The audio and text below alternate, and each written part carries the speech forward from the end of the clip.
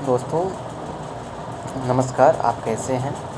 उम्मीद करते हैं, आशा करते हैं अच्छे होंगे, जहाँ होंगे स्वस्थ होंगे। दोस्तों आज हम लोग एक ख़ास व्यक्ति के बारे में बात करेंगे जिनका नाम है मोहनदास करमचंद गांधी। दोस्तों गांधी किसी के लिए इंसान हैं, किसी के लिए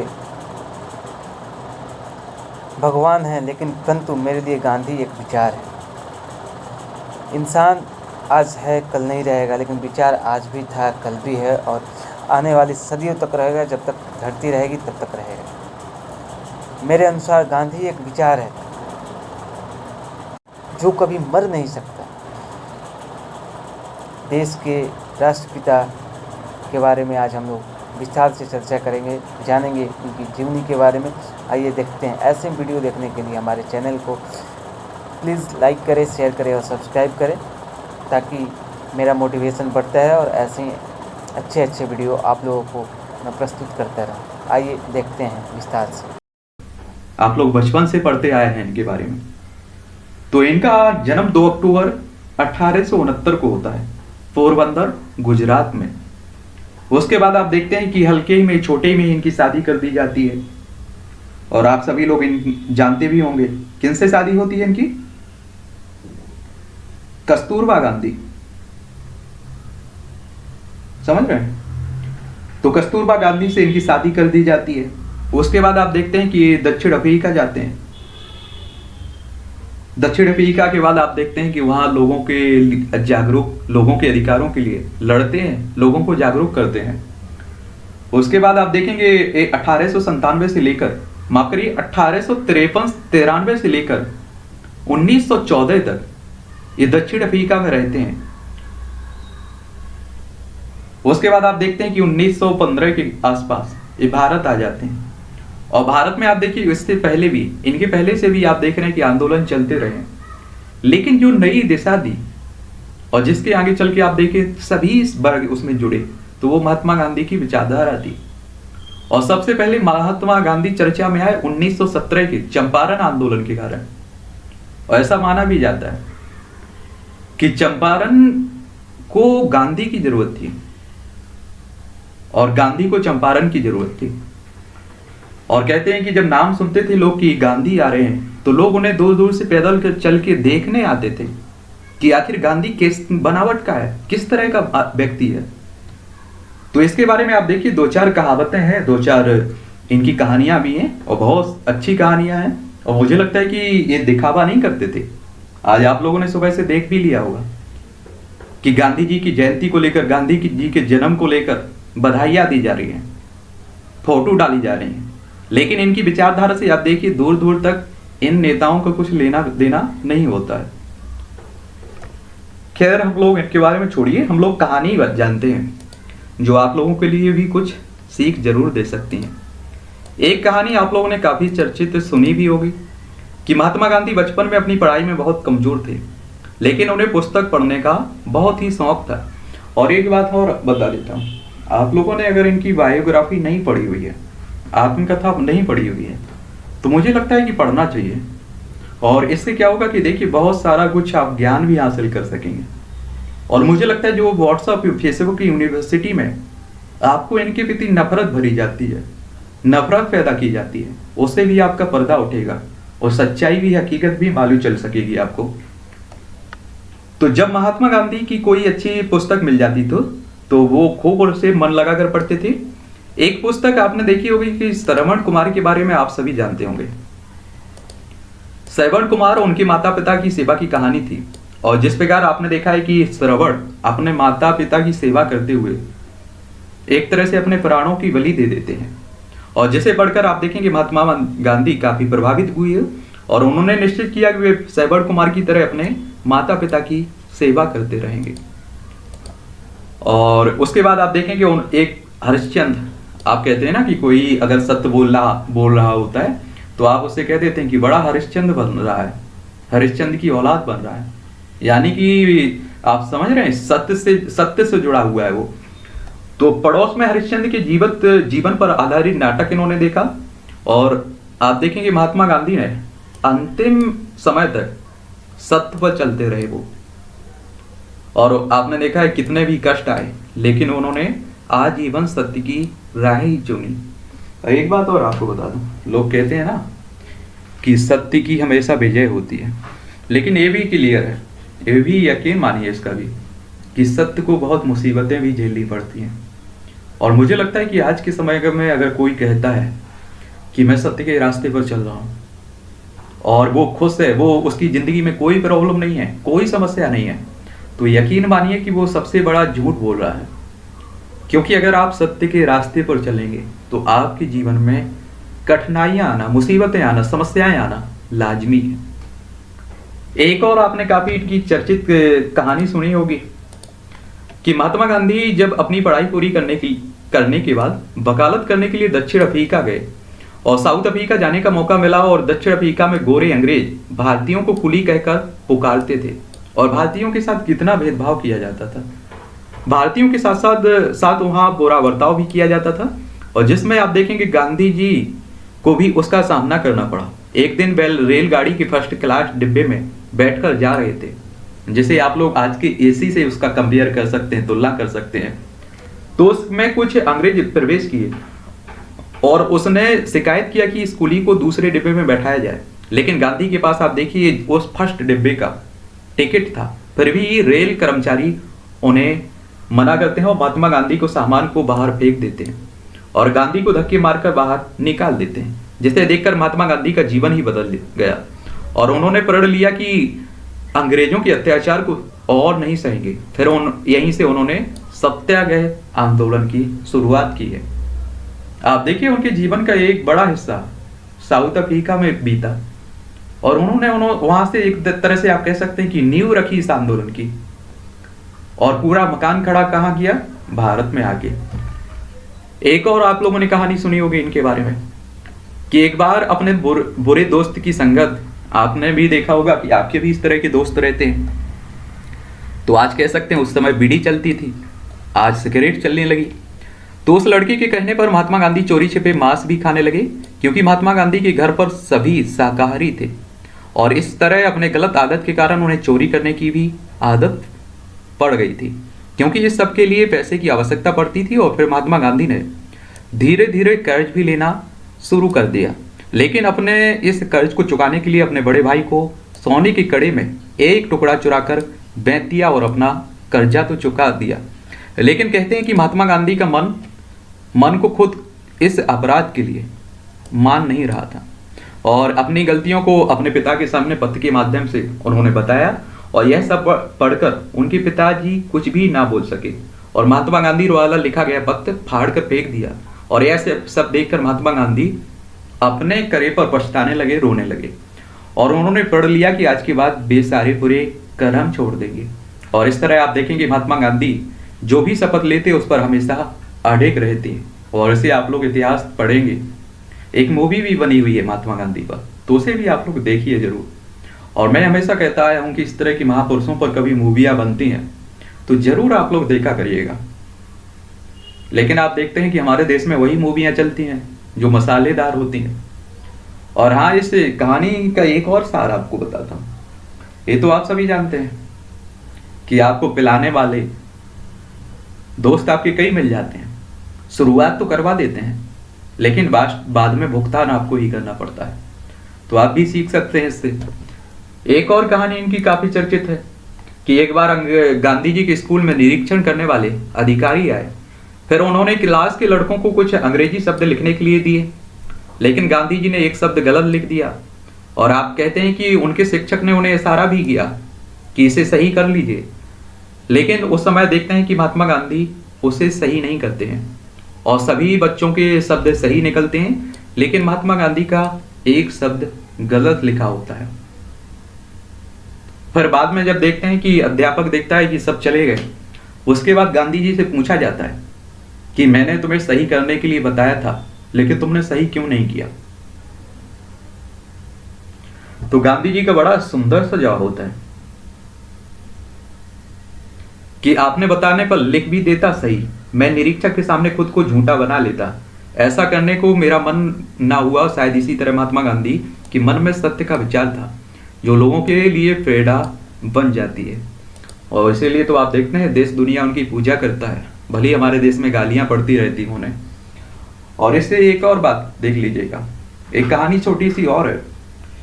एक 4-5 साल के बच्चे, ये हकीकत कहानी है, 2 बच्चे स्कूल जाया करते थे। एक दिन उनकी मैडम ने उनसे कहा, मतलब टीचर ने उनसे कहा कि आपको 3 कबूतर दिए और उन्होंने कहा कि इन्हें मार के लाना है आपको, और ऐसे मतलब मारना कि कोई दूसरा व्यक्ति तुम्हारे सिवाय देख ना सके उसे। तो कहते हैं कि 2 बच्चों ने मार के उसे, 3 बच्चे थे, 2 किसी भी कोने में जाकर कहीं छुप के मार दिया। एक बच्चा उसे जिंदा लाया। उससे पूछा गया कि आखिर तुमने क्यों नहीं मारा इसे? तो बोला कि वो सब नहीं देख रहे थे, लेकिन कहते हैं भगवान तो सब देखता है ना। तो आप देखिए कि मान लीजिए कि मैंने किसी के साथ गलत किया हुआ है, या किसी के साथ आप देखिए भरोसा, इस तरह की आप देख सकते हैं, उदाहरण ले सकते हैं। आपने किसी के यहाँ चोरी की हुई है, किसी ने देखा नहीं देखा है, ऊपर वाले ने तो देखा होगा। और एक समय कहते हैं कि देखिए आप किसी के साथ गलत कर देते थे तो रात में आप सोचने पर मजबूर हो जाते थे। और इसीलिए आप देखें कि गांधी जी ने उस समय, कहते हैं कि उनके एक गाल पर किसी ने चांटा दिया तो उन्होंने दूसरा कर दिया। तो आपको बता दूं कि उस समय ये सिद्धांत चलता था, क्योंकि अगर आप दूसरे गाल पर भी तमाचा मार देते थे तभी आप रात में जाके 2 मिनट के लिए सोचते थे कि हमने उसे क्यों मारा, और हमारी अंतरात्मा हमें झकझोरती थी। लेकिन आप देखते हैं कि परिस्थिति बदल चुकी है, अब ऐसा कुछ भी नहीं है, समझ रहे हैं? तो ये भी है, लेकिन मुझे लगता है कि सोचना तो पड़ेगा और सोचना भी चाहिए। एक और कहानी इनकी काफी चर्चित है, आप सभी भी भूत से डरते होंगे, और महात्मा गांधी भी डरते थे, सुनते हैं। तो कहते हैं कि महात्मा गांधी बचपन में बहुत ही डरपोक स्वभाव के व्यक्ति थे और अपने घर जाने में से डरते थे, और अगर उन्हें भूत प्रेत की कहानियां सुना दी जाती थी तब गांधी जी बहुत ही भयभीत हो जाते थे। और ऐसा सब देखकर उनके घर में काम करने वाली उनकी नौकरानी रंभा ने उन्हें समझाया कि जब तुम्हें डर लगे तो राम का नाम लेना, सब डर भाग जाएगा। आज भी तो आप देखते हैं कुछ होता है तो आप राम को जपने लगते हैं, ऊपर वाले को याद करने लगते हैं। लेकिन मुझे ये नहीं लगता है कि आप गलत करते समय क्यों नाम नहीं लेते हैं उनका। और इस तरह आप देखें कि अंतिम जब उनकी हत्या की जाती है महात्मा गांधी की, तब आपने देखा है कि उनके नाम, उनके मतलब अंतिम शब्द राम ही था। क्या था? राम ही था उनका। 1948 की बात कर रहे हैं। एक और कहानी है, और एक कहानी तो मुझे लगता है कि आप सभी ने सुनी होगी, कि एक बार जब एक औरत उनके पास अपने छोटे बच्चे के साथ आई, और उसे अपने बच्चे से बहुत गुस्सा था, क्योंकि आप देखेंगे उसका बच्चा गुड़ बहुत खाता था, मीठा गुड़। आप भी पसंद करते होंगे मुझे लगता है। तो उन्होंने बापू से शिकायत की, यानी कि महात्मा गांधी से, कि बापू मेरा बेटा बहुत ज़्यादा गुड़ खाता है, इतना ज़्यादा कि इसके दांत खराब हो गए, और आप इसे कहिए कि ये गुड़ खाना छोड़ दे। इस पर आप देखेंगे बापू ने उस औरत से कहा कि वह 1 हफ्ते बाद अपने बेटी के साथ लौट आए, और वह औरत आप देखेंगे चली जाती है वहाँ से, और 1 हफ्ते के बाद आती है। इस पर आप देखेंगे बापू ने उसे फिर 1 हफ्ते तक बाद आने की बात कही, और ऐसा करीब आप देखेंगे 3 बार हुआ। गांधी जी ने उसे सलाह नहीं दी, और जब 4थी बार वह औरत अपने बच्चे को लेकर आई तो महात्मा गांधी ने उस बच्चे को अपने पास बुलाया, और उस बच्चे से बहुत ही प्यार से कहा कि अपने एक तरह से बाप कि ज़्यादा गुड़ खाना ठीक नहीं है, और इससे दांतों में कीड़े पड़ जाते हैं, तुम कम गुड़ खाया करो। इसके बाद बापू ने उस औरत से कहा कि वह अपने बच्चे को ले जाए, बच्चा थोड़े दिनों में गुड़ खाना छोड़ देगा। और आप देखिए, आप ही सोच लीजिए, आप किसी के पास जाते हैं और 3 बार आपको वो लौटा देता है, और बाद में आपसे एक छोटी सी बात कहता है, जो बात वो पहले भी कह सकता था, तो आपको गुस्सा आना स्वाभाविक भी है। तो इस मामले में भी आप देखेंगे इस औरत को बड़ा गुस्सा आता है, और उसने बापू से कहा कि इतना ही कहना था तो आप यह बात पहली बार में ही कह सकते थे, बेकार में मुझे 4 हफ्ते तक चक्कर कटाए। और इस पर बापू ने उसे औरत को एक जवाब दिया, बेटा 4 हफ्ते पहले मैं भी बहुत गुड़ खाता था, और मैं ऐसे किसी आचरण को व्यवहार में लाने को नहीं कह सकता था जिसे मैं खुद व्यवहार में नहीं लाता था। और इससे इस तरह के आप देख सकते हैं, इस तरह के थे आपके बापू। आज के नेताओं को देखिए आप लोग, बड़े बड़े भाषण देते रहते हैं, और मुझे लगता है कि उस पर विचार खुद कर लें तो शर्म के मारे खुद चल बसें। एक और कहानी है, कहानी का दौर है। कहते हैं कि एक गांव में एक नेताजी की डेथ हो गई। उनकी पत्नी से किसी ने पूछा कि नेताजी की मौत कैसे हुई आखिर। तो उनकी पत्नी ने कहा कि आज नेताजी ने सुबह अपने गलीवान में झांक के देखा। तो आप समझ रहे हैं कि अगर लोग अपने गलीवान में झांके तो खुद से ही, मतलब शर्म से ही मर जाए। खैर चलता रहेगा, ये तो विचारधारा बनी रहेगी। वो कहते हैं ना कि जिंदगी किसी की 200 साल होती है, किसी की 100 साल। कोई 20-25 साल में काम कर जाता है, अपना नाम कर जाता है, उसकी विचारधारा हमेशा बनी रहती है। और इसके लिए आप बहुत अच्छा उदाहरण सिंधिया और रानी लक्ष्मीबाई के साथ जोड़ भी सकते हैं। कहते हैं कि उस समय रानी लक्ष्मीबाई को देशद्रोही कहा जाता था, उन्हें विद्रोही कहा जाता था, और वहीं सिंधिया घराने को बड़ा वफादार कहा जाता था। मुझे लगता है कि आप लोगों ने इतिहास की स्पेशल बुक्स उठा के देखी होगी, तो आज तो मुझे लगता है कि आप लोग साफ लिखा हुआ है इतिहास में कि सिंधिया घराना गद्दार था, सिंधिया गद्दार था। और आज आप देखते हैं कि हम लोग रानी लक्ष्मीबाई की पूजा करते हैं। तो आप देखिए कि एक समय पर इन सभी समय का, आज के समय का भी मूल्यांकन होगा, और उस समय सही कौन था गलत कौन था ये उस समय बताया जाएगा। हमारी आने वाली पीढ़ी मूल्यांकन करेगी उसका। हम आप आज नहीं बता सकते हैं कि सही क्या है और गलत क्या है। और इसी तरह आप भगत सिंह, सुखदेव, राजगुरु के बारे में भी पढ़ते हैं। आप देखते हैं कि इन्हें उस समय आतंकवादी कहा गया, लेकिन आज देखिए आप लोग, उन्हें हम लोग सबसे बड़ा देशभक्त मानते हैं। हम लोग उनका सम्मान भी करते हैं, पूजा भी करते हैं। तो ये सब मायने रखते हैं। और देखिए, किसी आजादी में या राष्ट्रीय आंदोलन में किसी के योगदान को आप नकार नहीं सकते हैं। क्योंकि मैं आजकल देखता हूँ व्हाट्सएप, फेसबुक, यूनिवर्सिटी में कि आप देखते हैं कि महात्मा गांधी का कह दिया जाता है कि इनका देश की आज़ादी में कोई योगदान नहीं है। तो बड़ी हंसी आती है, काश जी अपना इतिहास पढ़ लेते, काश जो किताबें पढ़ी हैं उसमें सही से पढ़ा होता। खैर छोड़िए, इनकी ये कहानी रही है, समझ रहे हैं आप लोग। और कभी कोई किताब पढ़ते हैं, कोई विचार पढ़ते हैं, तो उस पर अमल भी करना चाहिए। खासकर देश के नेता अगर ये कर लेते तो मुझे लगता है कि बहुत आगे तक हम लोग निकल चुके होते।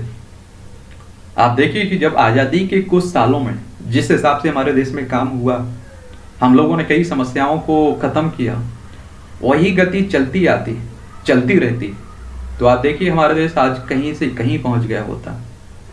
दरअसल कहते हैं कि 1947 में हमें अंग्रेजों से आज़ादी मिल गई थी, लेकिन आज भी अब देखेंगे कि हमारी उस आज़ादी का बंटवारा सबके पास नहीं पहुंच पाया, सबको वो नहीं मिल पाई। आज भी आप देखिए शिक्षा से वंचित हैं, गरीबी, भुखमरी, महिलाओं की स्थिति देख लीजिए आप लोग, देश के किसानों की स्थिति देख लीजिएगा। तो इस सब पे काम करने के लिए हमें करना चाहिए था, हमारी वर्तमान सरकारों को करना चाहिए था। लेकिन आप सभी जानते हैं कि सरकारों को धर्म, जात पात,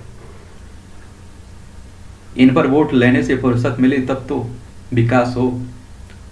और आज देखते हैं कि हम लोग अगर राफेल खरीद लेते हैं फ्रांस से तो हम लोग खुशियां मनाते हैं। लेकिन मैं तो उस समय खुश हो सकता हूँ कि जिस समय हम देखिए कि इससे तगड़े हम लोग राफेल बना रहे होंगे, विमान बना रहे होंगे। और पाकिस्तान की छोड़िए, पाकिस्तान की क्या औकात है, आप समझ रहे। हमें अपनी तुलना करनी है तो चाइना या फिर अमेरिका से करनी चाहिए, और उसके लिए हमें काम भी करना पड़ेगा। लेकिन काम किस तरह से होता है आप सभी जानते हैं, उसका भुगतान भी किया हुआ है। और एक बात हाँ बता देता हूँ, कोरोना महामारी में आप सभी ने देखा भी है, आपने जिन नेताओं को चुना था वो आपकी मदद के लिए नहीं आए हुए, वो घर से नहीं निकले हुए हैं। कहते हैं कि वो अपने घर में रामायण देख रहे थे, कोई महाभारत देख रहा था। लेकिन मैं भी ये मानता हूँ, अगर भगवान को थोड़ा बहुत तो मैं भी मानता हूँ और मैं दिखावे के लिए नहीं मानता हूँ। मैंने भी सोचा, ये लोग कहते रहते हैं कि महाभारत क्या है, महाभारत रामायण, ऐसे मैंने भी लॉकडाउन में बहुत अच्छे से पढ़ा। और मैं यकीन के साथ कह सकता हूँ कि अगर इस समय भी, इस समस्या में भी, इस आपदा में भी अगर भगवान कृष्ण या भगवान राम होते तो मुझे नहीं लगता है कि इन नेताओं की तरह घर में बैठ के तमाशा देख रहे होते। लोग आपने देखा है चल रहे थे, मर रहे थे। आपने देखा है एक महिला चलती है, चलते चलते रास्ते में एक बच्चे को जन्म देती है, उसके बाद फिर चलने लगती है। और इसी तरह आपने देखा एक बेटी अपने बाप को साइकिल पर बैठाती है, 1200 किलोमीटर चलती है। उसके बाद नेता जागते हैं और फोटो लेने के लिए पहुंच जाते हैं। आप देखिए गांधी के बारे में आप सभी पढ़ते हैं, कहते हैं कि 1947 के आसपास जब देश भर में दंगे हो रहे थे तो कहते हैं गांधी जी उन दंगों को रोकने के लिए लोगों के बीच जा रहे थे। और आज के नेताओं को देखिए आप लोग, उसका भुगतान भी हम लोगों को करना पड़ रहा है। और जब तक हम जागरूक नहीं होंगे तब तक करते रहेंगे। खैर, आप करते रहिए, आपको जो अच्छा लगता हो। बस आपके पास भी 2 आंखें दी गई हैं, 2 भगवान ने कान भी बड़े सुंदर दिए हुए, एक दिमाग भी दिया हुआ है, उसका भी इस्तेमाल किया करिएगा। उसके इस्तेमाल ना करने से कभी कभी जंग भी लग जाती है। उसमें लोहे में देखते हैं ना कि लोहा पड़ा रहता है तो उसे भी जंग खा जाता है। तो ऐसे इसका भी उपयोग करते रहा करिएगा।